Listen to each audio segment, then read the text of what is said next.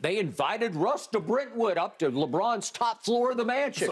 Let's have some cigars and some wine. Let's kick this thing around. Can we pull this off? It's only relevant if someone initiates the deal. If you don't sign off on the deal, because at the end of the day, like who wouldn't sign off on it? Okay, he's held accountable. Hold his feet to the fire. That's all I'm saying. His feet to the fire. The feet that are burning in the fire right now are LeBron James' feet. He won a title. My guy's won a title. Your guy has not won a title since he left Steph Curry. Steph Curry is celebrating, is doing a victory tour, and your guy is seething underneath. Oh, is he really? Okay, so let's walk quickly back through what happened in 2016, shall we? In the last 3 games with Steph Curry and company, this is a player you have put in the all-time top 10. The top 10th. Shannon Sharpe, 10th player all-time is Steph Curry. Up 3 games to 1 on LeBron James and Kyrie and company. What does Steph do in the last 3 games? He shoots 37% from the floor. 37%, that's horrendously bad. In the fourth quarter of those 3 games, he shoots 6 of 20. Kind of like what he was doing in the fourth quarter against Boston, but they got away with it when he was 2 of 10 from 3 in the combined fourth quarters. Fourth quarters of the last 3 games with a 3-1 lead, 2 of the 3 at Oracle. Steph goes 3 of 12 from 3 and never gets to the free throw line one time in any of the 3 fourth quarters. In Game 7 in his house against LeBron and company, you got to close this deal because you're about to blow a 3-1 lead. What does Steph Curry do? He scores a grand total of 17 points on 6 of 19 from the floor, 4 of 14 from 3. He makes 1 of 1 free throw. That's all he shot was 1 free throw. He was a -3 in that game. He was a -12 in the fourth quarters overall. And in the fourth quarter of Game 7, he was 1 of 6 and 1 of 5 from 3. And I've shown this to you before, but I'm going to show it to you again just to drive home why he went and crawled across the United States of America after Kevin Durant, because he made 1 shot with 6:57 left in that fateful fourth quarter to tie the game with a 3-point shot, and then he missed everything he shot after that. If we could see what started happening with 5:38 left, if he makes any of these shots, they're going to win the game. 5:38 left. He's got a jump shot to go up 4 points, and he missed that one. And then here we go again. There was a turnover in between this where he threw it behind his back out of bounds. Then he misses another 3. Then he misses another 3. That one's to go up 3. Then with 31 seconds left, he's about to miss another 3. Yep, there we go again. That was to tie the game. And then there was a final miss at 2 seconds left when the game was out of hand when he missed another 3. He missed 1, 2, 3, 4, 5. He missed his last 5 shots over the last almost 7 minutes of the game. This is Steph Curry. This is the guy you put in your freaking top 10. Okay. And that is why, if he'd made 1 or 2 of those shots, they don't want Kevin Durant because they don't need Kevin Durant because they just won back-to-back championships. Instead, he knew he's just not good enough. They went and got that guy, and that guy had the guts, had the courage to say, okay, I'm going to go there and be the difference maker because the world is going to say, okay, it's up to you. It's on you. If you get back to the finals, you have to overcome LeBron and Kyrie. And he did it twice in a row with epic game 3s that won him the MVP of back-to-back finals with the weight of the NBA world on his slender shoulders. That took guts to me. And you say he runs. Hold on, can I ask you a question? Yeah. Steph Curry ended up getting into 2016 NBA Finals after being down 1-3 in the Western Conference Finals to 1 Kevin Durant. Now, I'm going to do, in the great words of Jenny Buss, I invite all to reply. Go look at Kevin Durant's shooting percentages in Game 5, 6, and 7.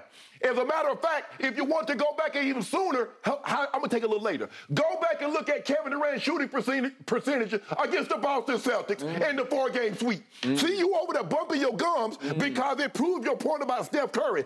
But let's talk about, hold on.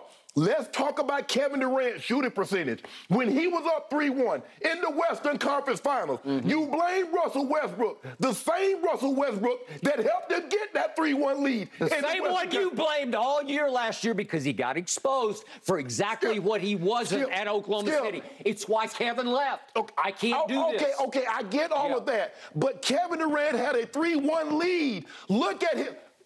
Internet, do your thing now. I know y'all some sleuths out there. All you blind witnesses, go run. Ain't no witness. All you got to do, Skip, is 5, 6, and 7. The stats are what they are. You don't have to add. You don't have to embellish. You don't have to set a set of alternative facts. The numbers are what they are. 10 of 31, 12 of 31. Go look at Kevin Durant's shooting percentages in the Western Conference Finals when they had a 3-1 lead on Steph Curry. And get back at your boy. Big asterisk there. Stuck with Russell Westbrook. But how did he get a 3-1 lead? Did Russell all of it? That's a tribute to Kevin Durant. They got up 3-1. So that's what it is. If he's what you know what? Kevin Durant made Russell Westbrook for all those years he was in Oklahoma City. He made him. He camouflaged all of his weaknesses because Kevin was so great that a lot of people took their eye off the ball. What's actually happened with Russell Westbrook? Same stuff that was happening last year. But Kevin kept saving. Well, That's why what he does. Well, hell, how, if I'm a lifeguard, I can save other people from drowning, but I can't swim. Save yourself. Why couldn't he save himself in Brooklyn? Steph Curry just proved to you. Swam out to the deep. Whoa, against Boston. Swam out against Maverick and won a title. Yo got sinking. He's asking for help. Yeah, he's asking, where can I go save somebody else? So here's what just happened. I don't know if you noticed this, but did you watch what happened to CP3, Chris Paul? A lot of people call him the point god. Yes, I saw that. Did you see what happened in games 3 through 7 against the Dallas Mavericks? They were up 2 games to none. He was terrible, Skip. In those 5 games, he averaged 9 points, 3 rebounds, and 6 assists with 4 turnovers a game. About CP3. 4 turnovers. He was a minus 57 in those 5 games, a minus 57. And the problem wasn't that he was missing a lot of shots. He just wasn't taking many. He just shut down. And this is the same guy who scored 41 in the closeout game against my Clippers the year before at Staples. Remember that game? Right.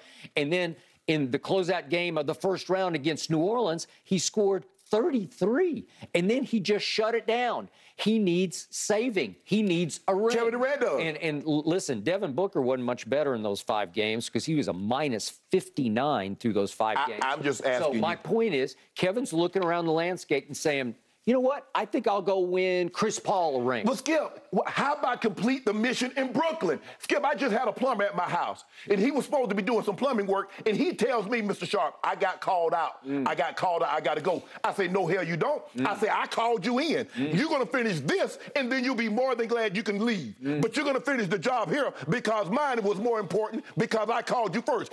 Kevin Durant, you want another challenge? Finish the one that you started in Brooklyn. How the hell you stake out on another journey and you ain't even halfway through this journey?